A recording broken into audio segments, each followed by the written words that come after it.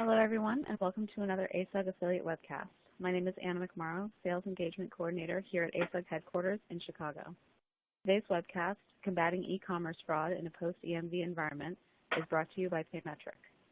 Today's webcast is being recorded. That recording and the accompanying slides will be posted to the ASUG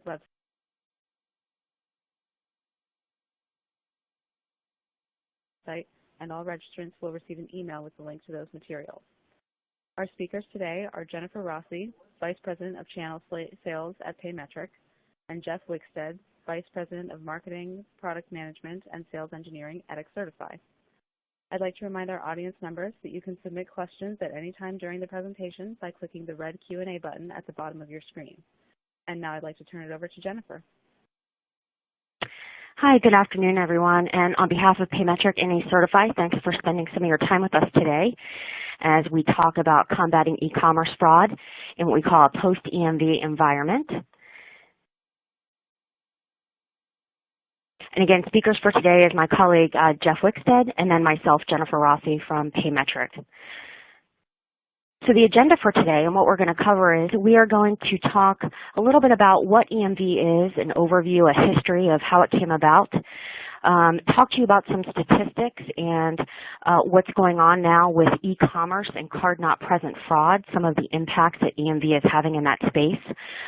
We'll tell you about some of the common fraud schemes that are impacting organizations and companies out there. Talk about fraud scoring, how it works, some of the data involved, some of the integration. Specifically, we'll talk about our joint solution called ExIVerify. I'll give you an overview on that, talk to you about how it works and some of the benefits. And finally, we're going to talk a little bit about tokenization of payment card data, which is key to this process, and we'll open up the floor for questions. And with that, I'm going to turn it over to Jeff. Thanks, Jen. Good afternoon. Good morning to everyone. I wanted to start out here and just sort of get to the basics of EMV.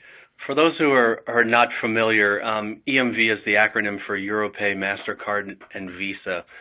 That consortium has since grown to include a lot more of the issuer and maybe some of the other key players in the marketplace as well, and kind of rebranded themselves as EMV Co. As many of you know, this standard here was just adopted in the U.S. As of October 1st.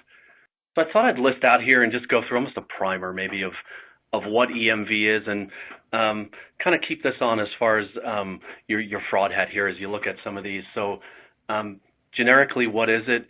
It's an authentication technology. So unlike a traditional swipe, right, you dip the card in this case. And I think what's important to learn here is that it's not a data security technology, meaning that how that data is transmitted is not actually covered under EMV. And that's one of the reasons why later today we wanted to also speak to tokenization. The benefits of this, certainly at a point of sale, and you can kind of see that in the graph on the right here, is that the ability to mitigate the fraud associated today with lost, stolen, or counterfeit cards is greatly enabled by EMV. It's one of the true benefits of it at a point of sale. And as many of you probably know, it shifts the liability, in this case from the issuer, the bank, down to the merchant. And typically that's done on a leased model, if I can kind of put it that way. So if a consumer presents an EMV card and the terminal can't accept that, then the merchant's on the hook for the liability. Whereas if the merchant presents an EMV card, then the bank will cover the liability. So it kind of works off of a leased model as far as what security mechanism is present. And I think key for today is we're going to discuss some of the vulnerabilities or maybe what may happen as a result of the EMV transition here in the U.S., specifically around the fact that it doesn't touch card-not-present fraud, right? It's honestly designed for a point of sale. And that's really where we want to take the conversation today, is discuss some of the vulnerabilities on the card-not-present side and how our joint solution, ExIVerify, can address some of those challenges. Next slide, please. So sometimes it's always helpful to look back sometimes to see the future here. And what we're sharing here is simply what happened in the UK, ironically almost 10 years ago to date. And the part I really want to focus on is the shaded area in the middle. This is when the EMV rollout took place in the UK. And the top line in the chart, or the darker line there, is simply addressing card-not-present fraud, or what happened with it. As we might expect, lost, stolen, counterfeit, that was reduced. Card-not-present fraud increased. Now, some of that, I think, is due to two factors. One is the natural increase in transactions that are occurring in a card-not-present world, right, over the internet, through different mechanisms, whether that's your mobile phone. So there's been just a general shift towards transactions in that space. That's also why we're seeing more fraud in that. But it's important to note here is that many of the fraudsters who were used to stealing at a point of sale simply migrated those tactics onto the web, as an example. Next slide, please.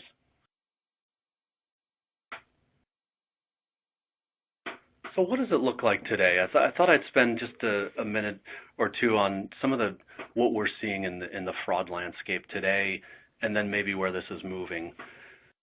Generally today, right, the data breach environment, it's certainly present. It's everywhere in the media and the news. It seems like there's probably one a week that's associated with this.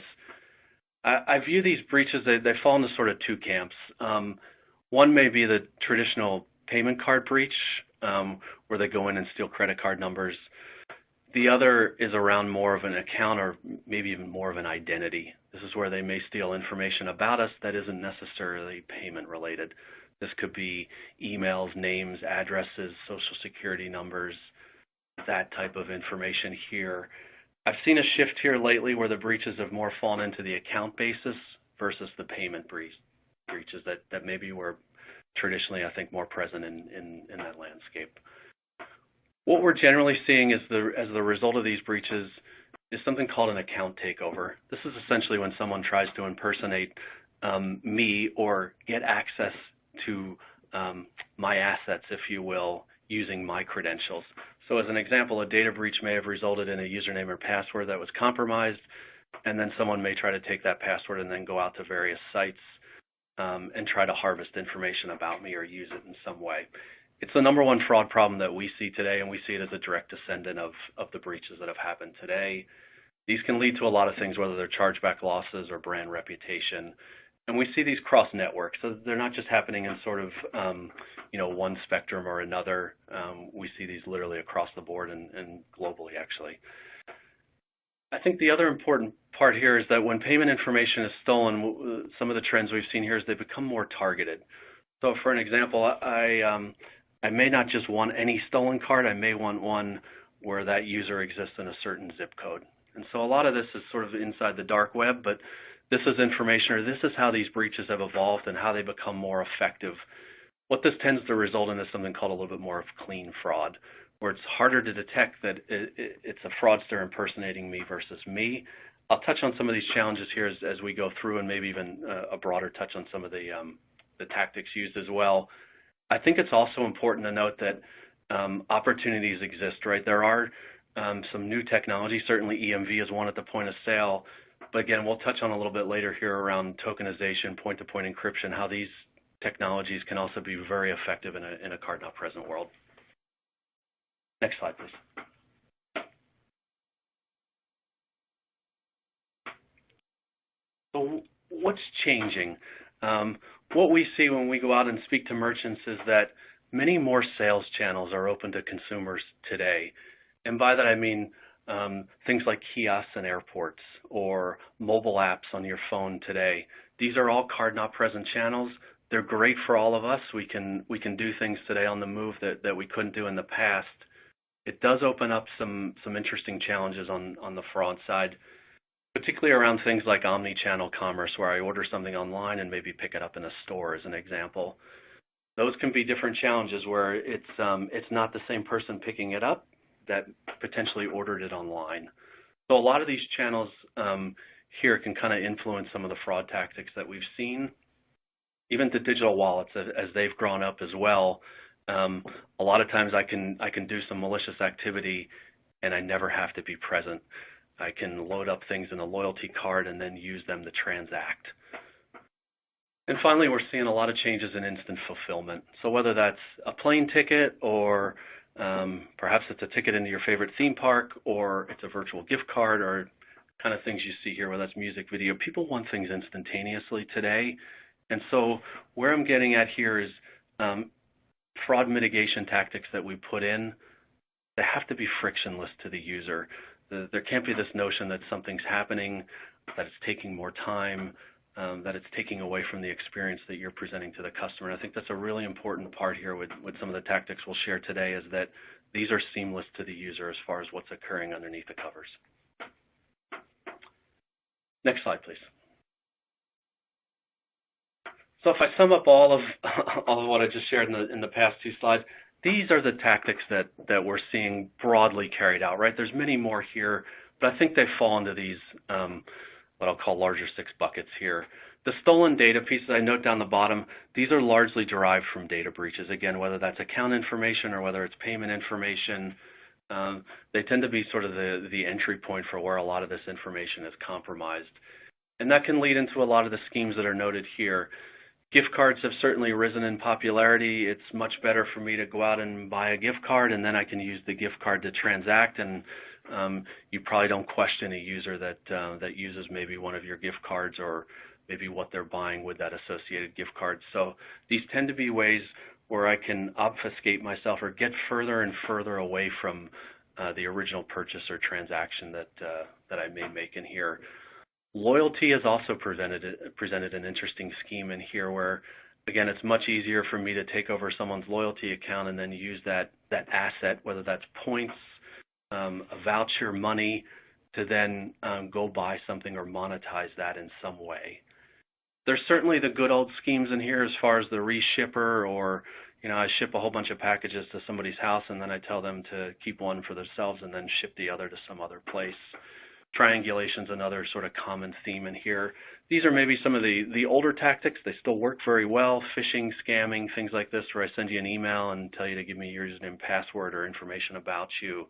So there's still some common themes out here, but we have seen a shift into more of loyalty, gift card, and account takeovers generally as far as the tactics that we've seen carried out. Next slide, please.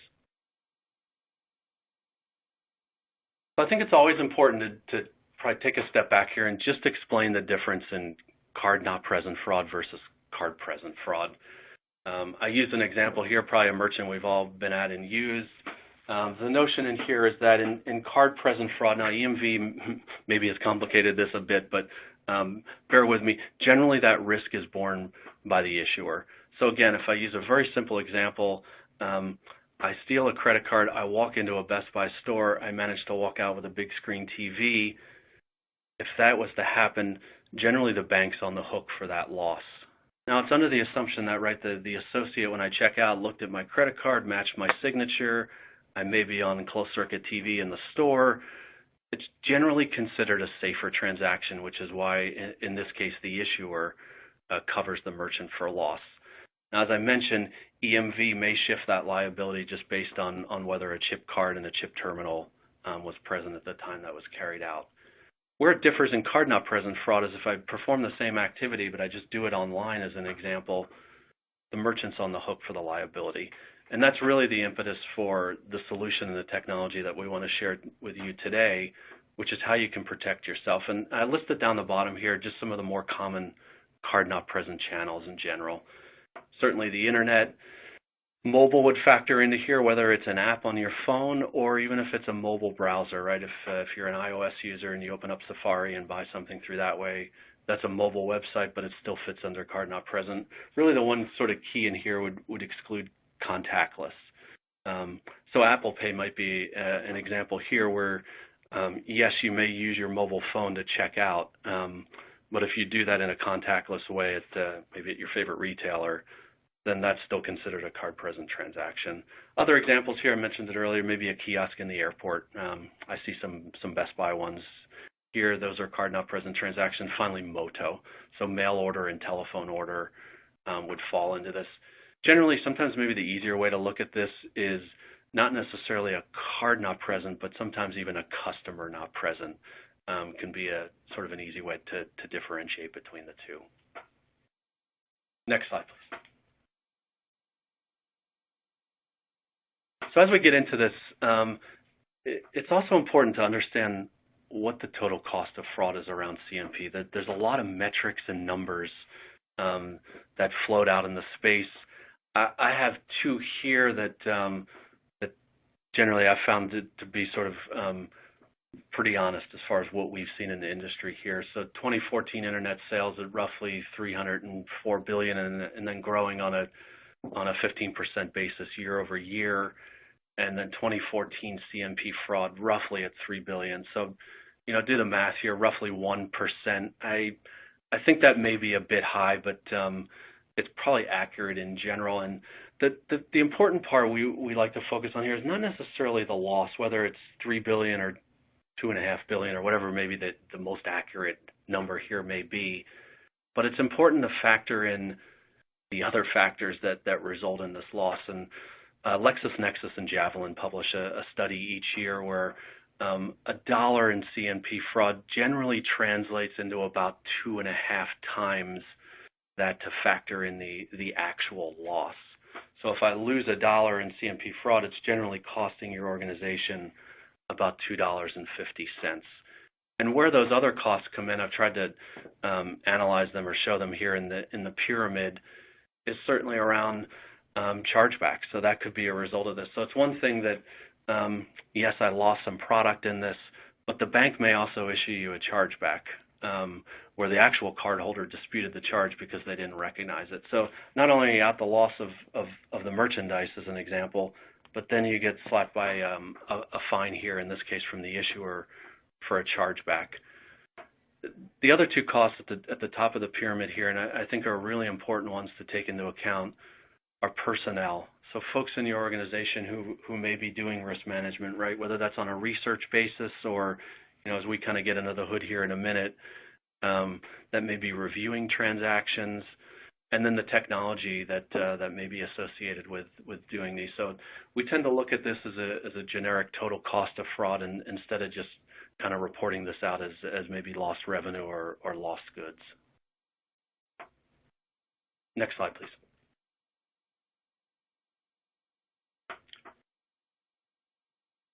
So how do we tackle this or combat this, right? Maybe these first couple of slides have been a little daunting here, but I think it's important to note that there's a lot of great mitigation tactics out in the field today. I thought I'd list 5 here that I think generally make up a really good solution to help combat a lot of these risks. And I think the key parts here to note is that this is a constant evolving, changing world. Tactics that can work today may not work tomorrow, and consequently, things that we haven't seen today may present themselves tomorrow.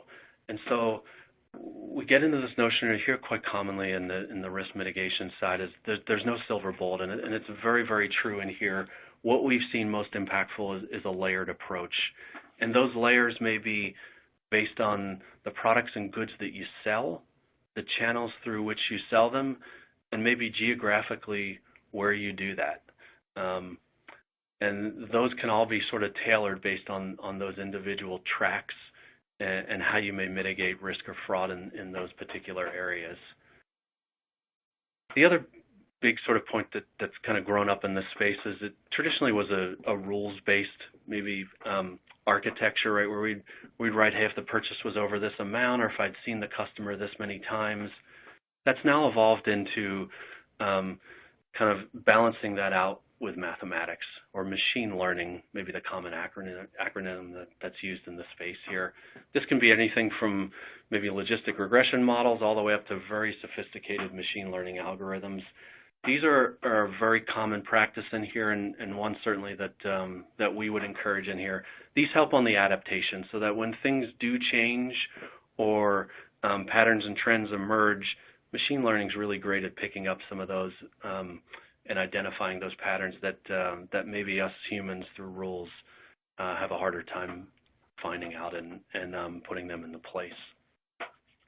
I think it's also important in here that whatever solution is chosen, that it's seamless to the actual end user. And so the goal in here is not to impact in any way the user experience, the branding, all of that you have in place today. Much of what happens on the fraud side is traditionally done after the user departs the interface, whether that's a web or a mobile app. much of the fraud screening happens after that has taken place. We can share a little bit more as we go through why that's the case or why that may be valuable. But there are means in here in which it does not have to be disruptive to the user, nor consequently do I want to display back to the user what risk or different rules that they may have violated through the process as well. And finally, I'll sort of close here and say that the ability to integrate in other data sources, I'll touch on this in a minute when we get into maybe some more of the data, but I think this is an important concept in here, is that there are some great sources out there for enhancing or enriching some of the data, and having a platform that potentially can integrate into them. Again, it's based off of your particular business model and maybe what some of your risk criteria or characteristics are. But it's important to have a platform in here that's nimble and flexible and can integrate in different sources, whether they're geographical or, again, just based on your business processes. But these sort of 5 pillars are what I've found in speaking with a lot of merchants and seeing a lot of these solutions have proved quite valuable and effective.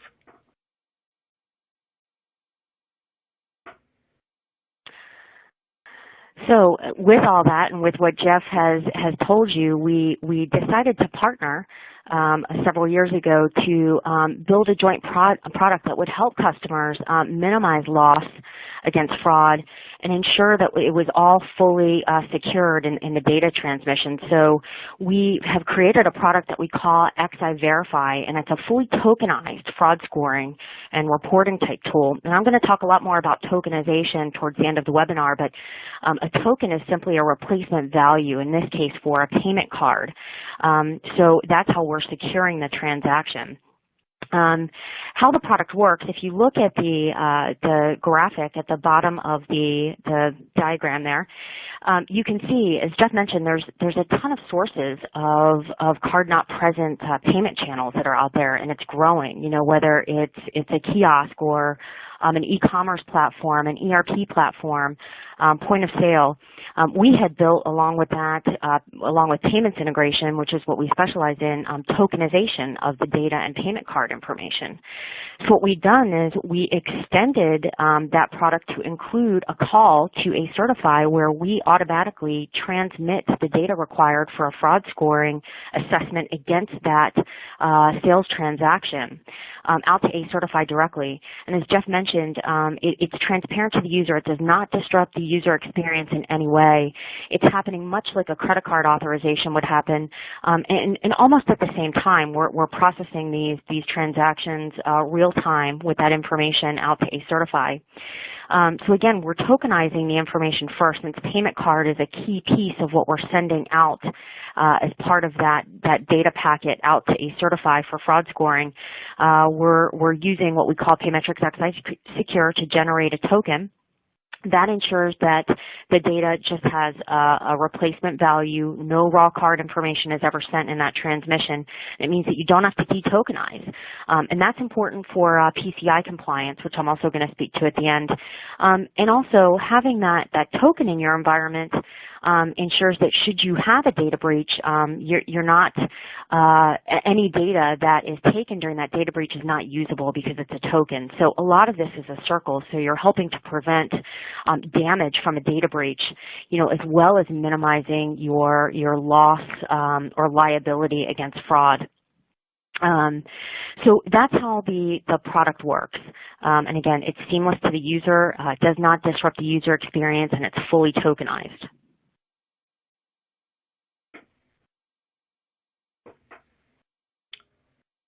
So if I pick this back up just inside of ExIVerify, what the heck is going on, right? What are we looking at?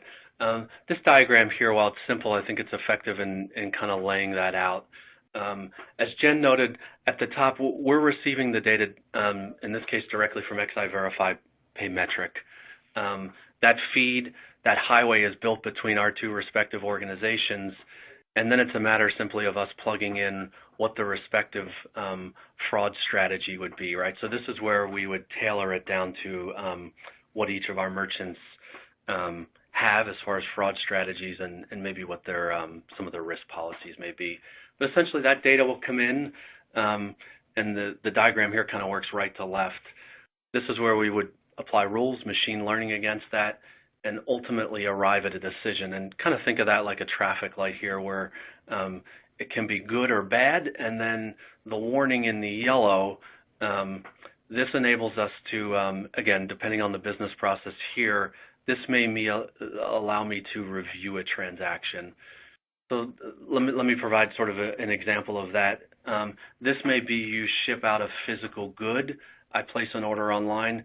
That good may not be shipped for a couple hours. Potentially it doesn't go out till the next day.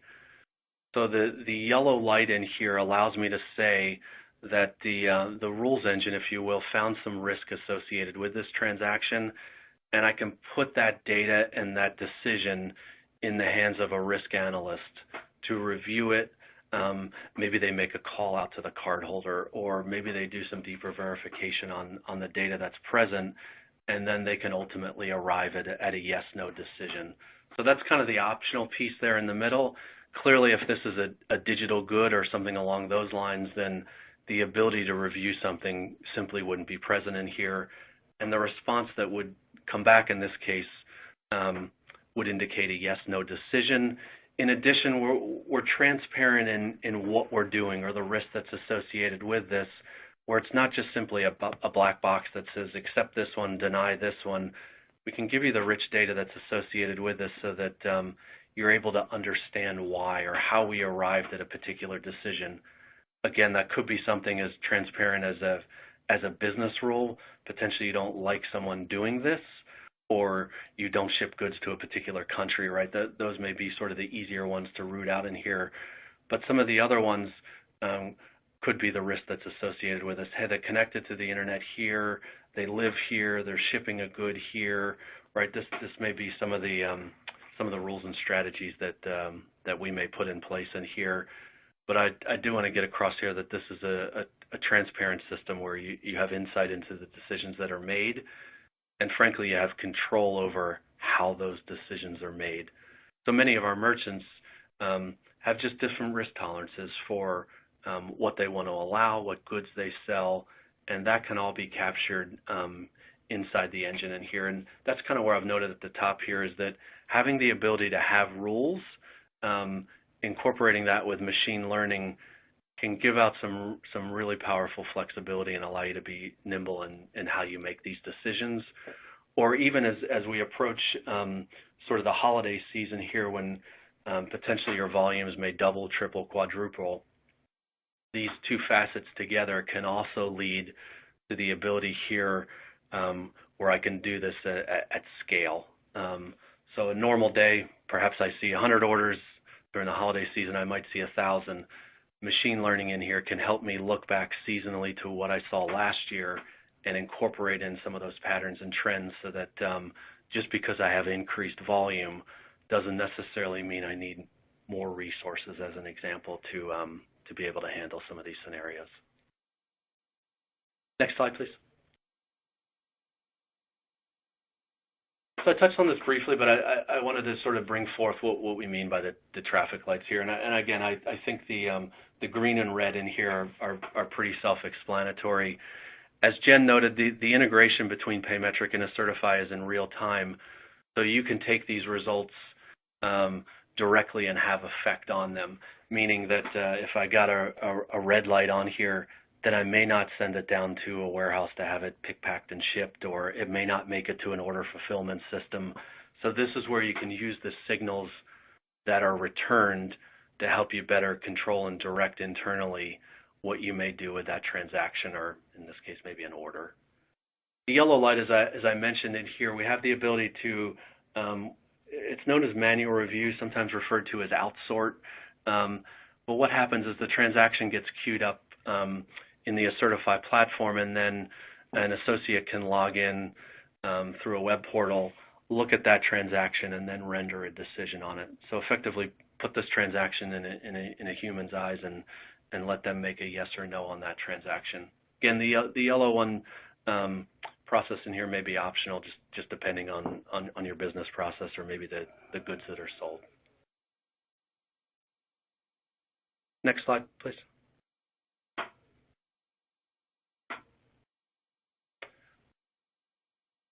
what I wanted to end on here is the data. So we get asked a lot about what data does this take, and this is where the integration today through ExIVerify brings in much of this data that we use for analysis. But if I just break it down in these three columns, typically what we see on the customer or the transaction data, this would be information that a merchant would collect potentially from an end user.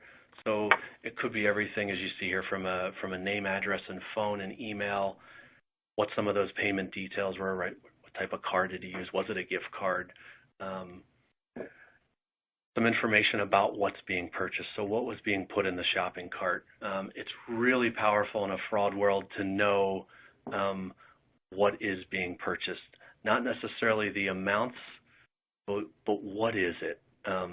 Is it an item that I can go out and easily resell versus maybe something that I can't? Kind of think of maybe electronics versus a piece of furniture, right? Knowing that it's that, an electronic may help me or cause me to make a completely different decision. So payment details in here are great. Certainly cardholder information, where do they live? Where is this item being shipped to if it's a physical good? And maybe some others down the bottom, the last three. These are, I don't want to call these new to the industry, but this is where it does continue to evolve. Certainly IP address has been around for a long while in here. This gives me insight into where someone connected to the internet from. Now again, none of these are foolproof. They can be spoofed, and this is where I kind of harp back to a layered approach where we don't rely on any one of these individual elements, but when I look at them in concert, they do present a pretty clear picture on the risk. Device fingerprinting, this is the ability to fingerprint the device that the consumer uses to interact with you. And again, that could be a traditional PC, could be a tablet, your mobile phone. What this gives me is insight into that particular device. What is it? What are some of the characteristics? Examples here may be the device has sat in the same position and it's been plugged in for the last 3 weeks. That's really not what we do with our mobile phones today, right? So where that could indicate is maybe there's a bot or some type of synthetic traffic that's involved in here. Boy, if the phone's never moved and it's always been plugged in, that may not be indicative of a typical user. So device fingerprinting, it's a great capability. It can help us do things like pierce proxies so that it looks like someone's coming from Chicago, but when I look a little deeper, I can see that they may be from a different part of the world. So it helps us get a lot of information about the device that's used to make a transaction, as well as information about how that device connected to you. And finally, user behavior analytics. So this is the newest one that I've seen evolve on here probably over the last year. What this is getting at is how did the end user navigate your site? Did they go on, effectively, were they a good shopper or not? Did they go and browse and look at things and compare items, right? Probably all the things that we traditionally do when we're going to make a purchase. Or did they go right to the checkout page and put something in their shopping cart and transact? Again, we're looking in here for anomalous patterns that just don't match up to traditional behavior. This can even get down to things like, did someone copy and paste a credit card number in the form on the website, or did they type it in? Or some of us, as we transact over sites routinely, we get autofill capabilities where I just start to type a couple characters and then it figures out that, oh, it's my emailer. Those tend to be very good signs for loyal buyers because a fraudster doesn't have the autofill capabilities that maybe each of us do when we purchase. So these user behavior analytics can get at some pretty cool information that can help discern the activity that took place on the front end. And again, these are seamless to the end user. In fact, many of you may use some of these techniques today in your fraud and risk mitigation. So these tend to be on the left column information that we would get that's passed into us. In the middle column where I have a certified data, really what I'm getting at here is how we supplement or enrich some of this data and then apply machine learning and rules against it. So we have aspects in our platform today that get at the community data side of this. And what I mean by this is has anybody else seen the characteristics that you've presented to us, and what has been that experience? So have we ever seen this ship to address and this email and this type of maybe this payment card? What was the experience that other merchants had with that? So we refer to that as community data. It's secure and anonymous. I never tell you who the other merchants may be, but I can kind of give you the insight or the learnings that they've had. That can help lead to increased data in this case, and then making the most effective decision. I've touched on machine learning and policy rules. Some of the others on here around device and IP geolocation. This is us broadening or enriching some of this data. So I might write, as an example, a distance calculation that says, well, how far do you live from how far are you shipping something? And that information, again, can help me make really good decisions. Or, I don't know, if you were an airline as an example, how far do you live from the airport where you're traveling? So again, this is where a set of data points can be presented to us, and then we can enrich some of this data to again give us some insight into what's happening here, and then visualize this information if a user is involved in the process, so that they can quickly see and use this information most effectively. As I noted earlier, there's also some external sources, and I listed a couple here. By no means is this exhaustive nor necessarily endorsing any one of these per se, but they're just examples where there are point solutions out in the market that can provide data that can enrich the experience. If I just look at the first one on here, email age, they can give me some information and tell me, was the email created yesterday or was it created 3 years ago? So some of this insight, again, can help us make really effective risk decisions. If you get in and do things, or if you're a financial institution, you may see more of this aspect of know your customer. You might see that today if you log into your bank online, where it says, hey, I don't recognize this device you're coming from. Can I text a PIN to your cell phone, and then you enter the PIN in, and then you can sort of go on your way. These are examples of external sources, sometimes known as know your customer or step-up authentication, where I can ping the user, if you will, to verify some of their identity. And these are examples where we urge our merchants and our customers to be careful that you don't introduce friction into the process here that may make the experience undesirable and that they may migrate elsewhere. So again, this becomes a balance between the data, the effectiveness, how we use that in concert with the experience that you present out to your customers today.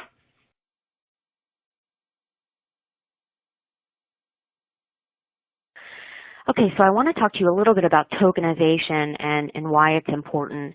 As you saw on the previous slide, Jeff was talking through some of the customer and payment transaction data that is being transmitted to ExIVerify for a fraud score. So what keeps that data secure is the concept of tokenization. So for those of you that are not familiar with the tokenization concept, a token is just simply a substitute value where sensitive data such as payment cards are replaced with data that's of no value to anybody. Tokenization does not stop a data breach from occurring, but if a breach occurs, the data is useless to anyone. It used to be encryption was the way that this was handled, back when security became important back in the mid-90s. We've evolved into tokenization, and tokenization is the best practice out there for protecting payment card and any sensitive data in your environments. And again, it can be used within an ERP environment, an e-commerce environment, mobile environment, any channel where payments are accepted, tokenization can be used. So it's important to know that when you're transmitting the data out to ExIVerify for fraud scoring, that it is completely tokenized by Paymetric. And I should add that interface or the data transmission is automated by Paymetric. You do not have to build that interface. We've got all of that data that's mapped, and it can be done quickly and easily. So that's the concept of tokenization. Paymetric tokenization is different from a lot of other tokenization vendors that are out there in the marketplace. And I just want to highlight a few things that are important for you to note. Paymetric tokens are multi-use tokens, which means that if you've got a customer that does recurring transactions within your platform, once we have generated a token, that token remains the same for that customer and card type combination. We do not generate a new token each time that card is used. And the value in that is really from a reporting and customer service perspective that you've got some consistency there. Usable parts of the original data are retained. Typically, we've got multiple token formats that can be used. Typically, the most common would show you the last 4 digits of a card number. So you do have usable parts of the information. Again, the value there is from a reporting perspective and then also communication to customers. It is a proprietary tokenization technology. We do not work with a third party. In this case, it is owned by Paymetric. And the only other that I would point out that I think is important is that an authorization call is not required to generate a token. As you know, there is a fee associated with an authorization call, but you are not required to do an authorization call to generate a token. Those processes are 2 disparate processes that Paymetric helps to manage. And again, tokenization, the other, overarching issue with all of this, in addition to fraud is customers that are accepting payments are all under PCI compliance. And if you're part of data security within your organization or working with companies to help in the data security area, you probably are very familiar with PCI and what PCI means. It's the security controls around payment cards. Tokenization is key in this in that it reduces your cardholder data environment. So anybody that's familiar with PCI audits, you're required to fill in a self-assessment questionnaire. So tokenization can help remove an environment or help reduce the scope of your PCI audit. So that's where tokenization becomes very, very important in this process, in addition to helping to eliminate any liability as part of a data breach. So they all go hand in hand, the data breach protection, the fraud liability protection, and making sure you're within PCI compliance.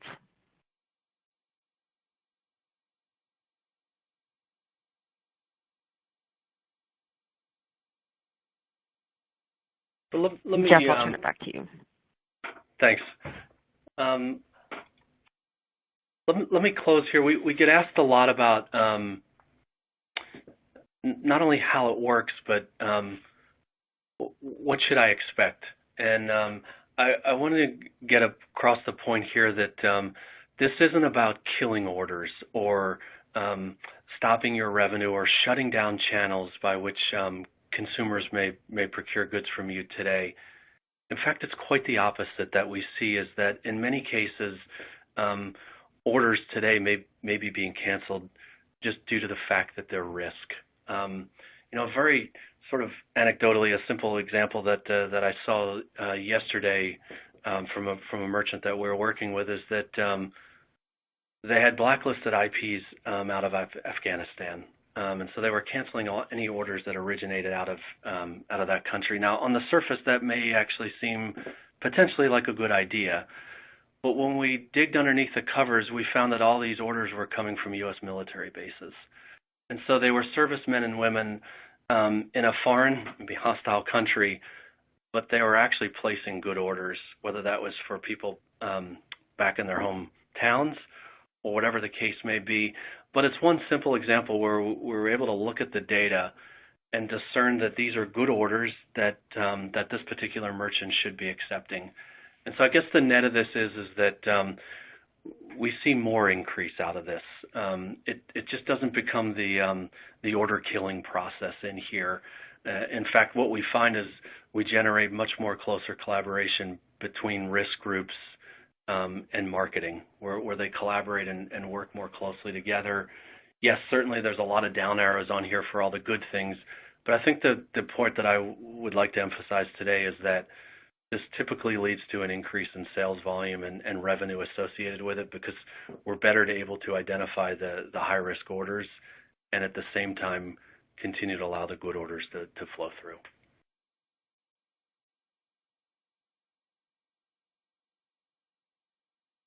Thank you, Jeff. And I think this actually concludes the content portion of the webinar. I want to be respectful of everyone's time and open this up for questions. You will see in the presentation that there are company overview slides that are included towards the end of this, and I believe this presentation will be posted on the ASUG website. Of course, you can go on the Paymetric and ExIVerify websites for additional information. But I am going to jump over these two slides and go right to questions so that we've got the full 15 minutes for Q&A. So with that, we will open it up for any questions that anyone may have. Great. Thank you, Jennifer. So yeah, just a reminder to our audience members, if you do have a question that you want either Jennifer or Jeff to answer here on the webcast, you have a red Q&A button at the bottom of your screen. Go ahead, click on that, and submit your question. We do have a few questions already, guys, so I'll get started there. The first question is, how do I stay up to date and accurate with the fraud rules and with this strategy? This is Jeff. I'll address this one. It's a real great question because this does continue to evolve both in the fraudsters' attacks and then generally what we see occurring, right? Data breaches as an example. Nobody can sort of predict the next one as an example. I touched on some of the, or highlighted some of the concerns that I thought were good for a fraud solution here, but I can say proactively inside of our platform here is we continue to update these, share these. I think this is where the community aspect of the data can be great, where we learn from what some of our other merchants are doing and make that information available to others on our platform. It's not to say, again, that that's how you should decision your transaction, but this is a data problem generally, fraud, and so having your hands on that data and understanding it generally leads to the best, most effective decision. Great, thanks, Jeff. The next question, what happens when a sales order fails on fraud checking? This is Jen. I'll answer this one. We talked about this a little bit in the webinar. When a sales order fails or you get a yellow or red response, you've got options. And this is something that we, between Paymetric and ExIVerify, when we work with you on discovery and design, we'll talk to you about some of the best ways that fit into your business process on how to handle those orders. So some common things would be to put an order on a credit hold and go through a review process that way and determine if you want to block or cancel that order or keep it on hold for further investigation. Delivery blocks are also common, that you want to make sure that that order doesn't go down to fulfillment. So whichever type of process within standard SAP, of course, we can use a lot of different SAP tools to handle those orders. Whatever works within the process that you have today and how you're set up organizationally to review these orders, we can help you, advise you on. Great, thanks, Jen. And the next question I have here is, how long does it take to get all of this implemented? Yeah, I'll touch on this one. As Jen noted, the package solution that we have between Paymetric and ExIVerify, ExIVerify being the solution, that is built today. So there's obviously configuration on the SAP side. Jen just touched on one of those, which may be, do we put something on a credit or a delivery block, potentially while that may be under review as an example inside of ExIVerify. So there's some configuration options. Inside of ExIVerify as well would be what types of rules and strategies do we want to implement. So this is where we would sit down with you and discuss kind of policies, things that you have in place today. They may be business rules.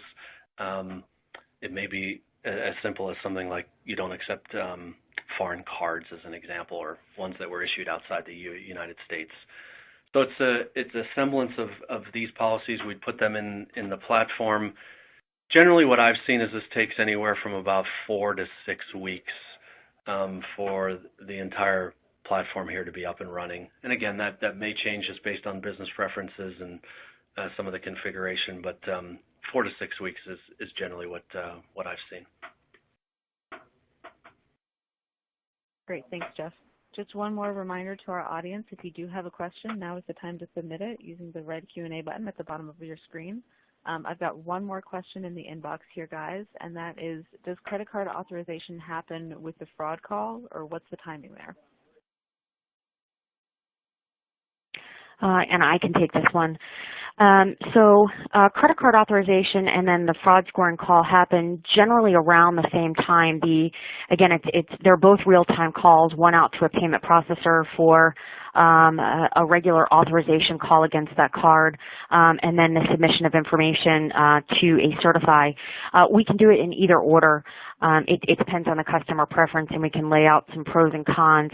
We've had customers that have done both of which ways.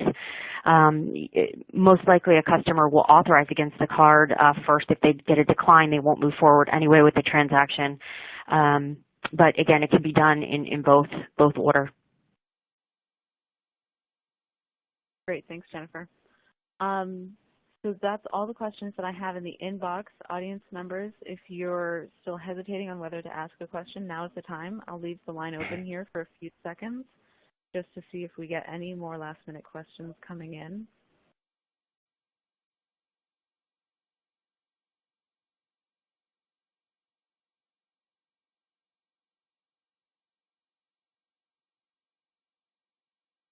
All right, it looks like that may be it, guys. Well, thank you, Jennifer and Jeff, for a great webcast. On behalf of ESUG, I'd like to thank Paymetric, as well as all of you who took the time out today to attend the webcast. Once again, the recording and slides from today's program will be posted to the ESUG website, and all registrants will receive an email with a link to those materials. With that, I'd like to close today's program. Have a great rest of your day.